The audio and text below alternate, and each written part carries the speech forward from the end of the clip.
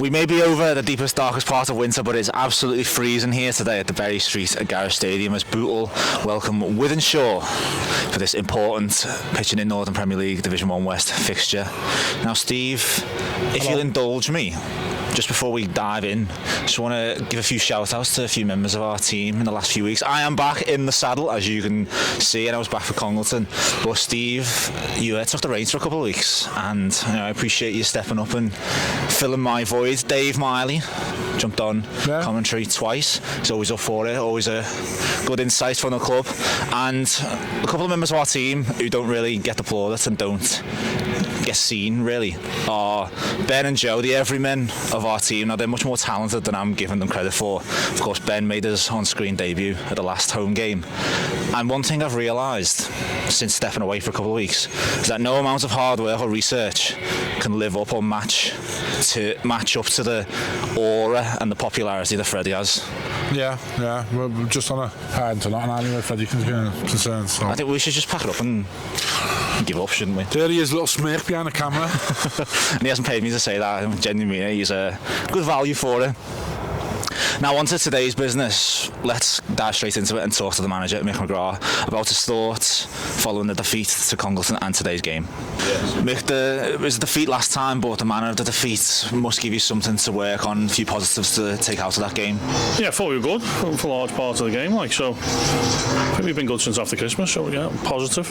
Obviously, no one likes getting beat, but thought we could give a good account to ourselves against one of the top teams, and we had a tough week to be fair. Newcastle, Vauxhalls, Congleton's. It was a tough week. Now, as a football manager, you want to win every game, but because it's February, are we getting into must-win territory? Yeah, we've got to win today.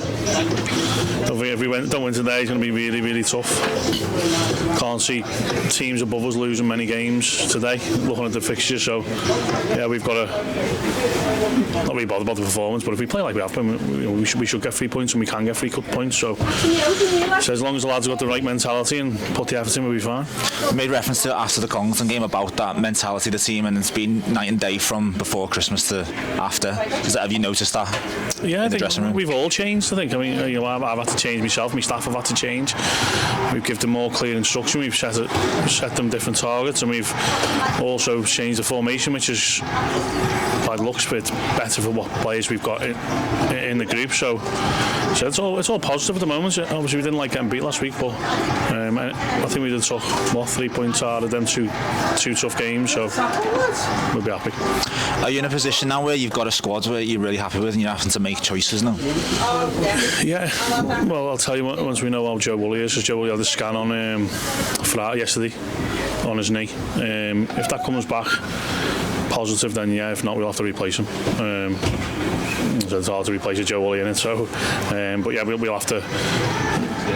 After Monday, we'll know where we lie with Joe Woolley. So if he's okay, we'll be fine. But if not, we'll have to change that. But other than that, unless someone comes available who's better than what we've got, then yeah, we are happy. We're happy with what we got. Yeah. Just finally on today's opposition, Wythenshawe. Are you expecting a different game than the one back in October where it didn't really turn up and they won 3-1? I thought we played well in that game, to be honest. The red card changed the game, if you remember rightly. We've equalised, and it was 2 minutes after the equalised, Connor goes and gets a second yellow. I think there was only one team going to win that game that day, but I think that was where we were at the time, weren't we? Nothing was going our way, and but yeah, I think they've it's a must win for them as well, because they're right in the mix, aren't they, for bottom 4, so hopefully they come out and have a go at us.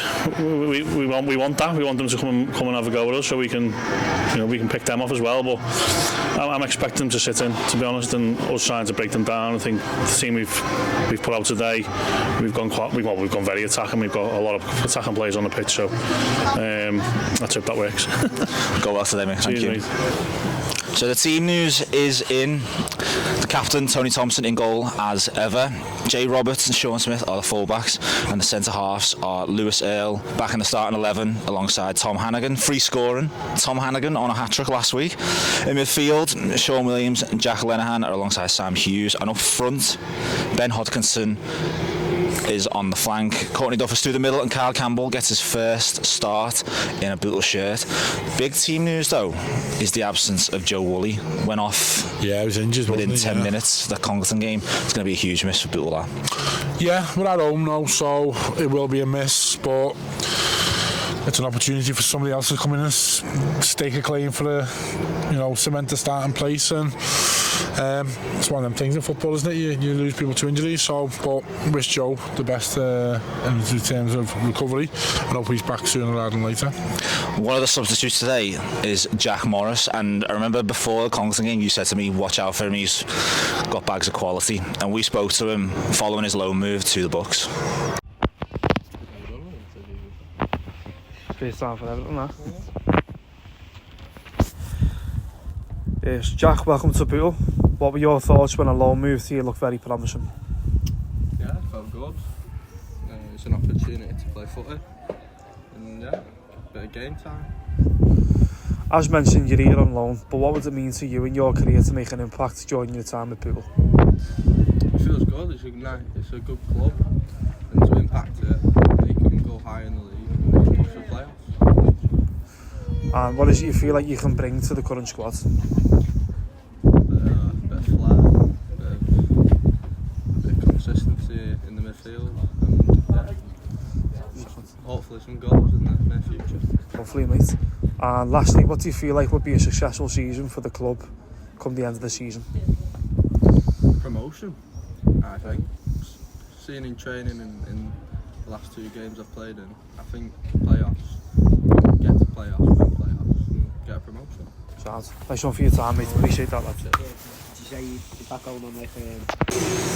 Now Jack starred recently in the last couple of games for Bootle. Among a lot of star performers in the Bootle team, February the 1st was the first defeat of 2025. So let's look back at some of those games since the last home game. Well, the last home game was Newcastle Town, 0-0. What did you make of that one? Boring, drab. Me and Freddie playing I Spy. It was that. Did your best to provide some entertainment. Especially the first half was terrible. We had a good go second half, a couple of chances. Kyle Campbell's put one across the face of goal, side net and another one. Probably you'd look at it, 2 points dropped. Should be winning that game. But yeah, the first half it was boring. It was terrible. And then going into what was possibly the toughest week of the season, back-to-back away games against title challengers Vauxhall Motors and Congleton Town. Now, going into that week, what would you have taken out of 6 points? We had this conversation last week. If someone said to you, right, you're going to go away to second and third in the league, who are both flying, and you come away with two draws, you'd probably take it. But to come away with 3 points out of 6 and be disappointed just shows how well we played in them 2 games. Vauxhall won, we were dominant, should have been a lot more. I think they had 1 shot straight to Tony Thompson, that was about it. Totally control the game, and then you're going into Congleton away, so you've got 3 points on the board. So you're more than your 2 points already. I think about this, looking back at the Congleton game, I think a point would have been probably, even though we played really well, probably the better team, I think we should have got a point out of that.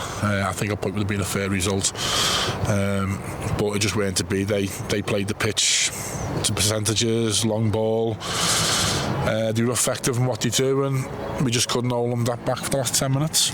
Do you agree with Mick's assessment that when it went to 3-2, Bootle just sat back a little bit? Yeah, I don't know whether the pitch might have took a bit out of us. That's right, I thought it might have been a bit of tiredness. Obviously, game on Tuesday, and then that pitch was terrible, wasn't it? It was boggy, but they're used to it. Possibly, yeah. You know, we've gone 3-2 up, and it's just your instinct is to sit back and try and soak it up, but it's hard against them. They were, everything's long ball. They were physical. And once they got the third, which was a great save by Tony Thompson, by the way, we just couldn't get the rebound. you'd think back in your mind, we're clock watching, aren't we? And I think it was inevitable that if anyone was going to score the fourth, it was going to be Congleton. Well, it was certainly an up and down roller coaster of a game, and such as the merry-go-round, to use the theme park analogy of non-league football. In a week that Jay Roberts celebrated 100 games in a Bootle shirt, Bootle also said farewell to club stalwarts Jay Cooper and Anthony Miley. I think a lot of people will be disappointed that they've lost, that they've left, but also thankful for the service that they put in a shirt. Oh yeah, echo that. But in their place has come a player that we're very familiar with and starred certainly in that game of Vauxhall and the game against Congleton, Ben Dufton-Kelly. We've had some BDK, some interesting run-ins with Ben Dufton-Kelly. Yeah. Great player, great lad, and he spoke to Brendan about his signing at the club. Ben, welcome to the club. How excited were you when you knew you were signing for the Bucks? It sort of came about quite quickly. I obviously I've known Mick for quite a long time now, so as soon as he sort of put the offer on the table, I was made up to be getting involved. Well, as you just mentioned. No way. Yes, it's great to be called. No way. As you just mentioned, yeah, you previously worked with Mick at Vauxhall Motors. How pleased are you to be linked up with him again? Yeah, we made up. We had a couple of good years at Vauxhalls together, so just we can have a repeat of the same success. And what is it you think that you can bring to the squad? Some a bit different, sort of running, a bit more legs, and a bit more vocal at the back. So just whatever I can. And lastly, what do you think would be a good finish to the season for Bootle? Just as high as we can possibly go. Mick said we're not really focusing on the position we're in at the minute, just see where we are come April or May, whenever the season finishes. Sounds nice one for that, mate. Appreciate it. You're alright, just get a picture with the scarf, please, mate. Nice one, So the opposition today are Wythenshawe themselves, coming here desperately needing a win in the bottom four. 3-1 victors in the reverse fixture. What do you remember of that game? I remember, again, it wasn't the best game, but they got a lucky goal. I think it was Jay Roberts, was it? Own goal? Or? The first one was a set piece and it just cannoned off someone's leg. Yeah. And the second half, we got back in the game with great strike by Connor, and then Connor just, he's on a yellow and he's just launched into a tackle. And he wears his heart on his sleeve, Connor. He does, but he just, as soon as you see him running, you're like, oh no, don't, just stand up. And we went down to 10 men, and I think we were in the ascendancy there as well. And then it was just again the pressure. It was only a matter of time before they got another one late on. So I'd say we owed them one. Then we fighting for the lives down there, but we're at our own. Pitch is looking fantastic as usual, and the last two performances, we should be full of confidence. And do you know what? I fancy a few goals today. Famous last words. It's been a bit of a tumultuous first season in this league for Wythenshawe. Shane Goldrick, the manager, departed. In his place came James Kinsey for one game, then he left under difficult circumstances, and now Danny Moss is in charge, who was assistant to Shane Goldrick. It's a bit of a tangled web. Now, there's a question I want to ask you, but just before that I'll give you some stats. Wythenshawe's top scorer, Abdullahi Ahmed, is on 7 goals. Got his 7th goal against Bootle in the reverse fixture, but hasn't scored since. Oof, okay. So we hear this at all levels of football. When you come up to a new division, is having a striker who can put it in the back of the net the most important thing? Yes, and I think that's partly why we've struggled this season. So have that clinical striker. Hopefully Courtney can find that form, goal against Vauxhalls. But we talk about teams, don't we? Oh, such persons on 14 and the partners on 12, and as was the case at Congleton, top scorers in the league. You know what I mean. And I think Ben Hodgkinson come off the wide, and he's been unavailable, he's been injured in and out the team, so I think it has affected us. But yeah, he hasn't scored. So when was that? Back in October, November time? October, yeah. It's a long time now. So yeah, look, I fancy goals today and I fancy a comprehensive win. I'll stick it out there. 4-0. There you go. Just final question, as you've always said this season, a few back-to-back wins. This league is constantly changing. Yeah, do you know what? This is a must-win for us. If we want to do anything this season and propel ourselves with that league, this is a must-win because we've got a free week next week. So I know obviously you play the same amount of games across the season, but we need to get 3 points because the last thing we do is lose here and then miss a week, and then we've got a tricky one away, Stafford away. So 3 points on the board, a week's rest, freshness for the lads. I'm sure Mick will have them do some training or something like that, but yeah, I think a week's rest will do them good and come back stronger.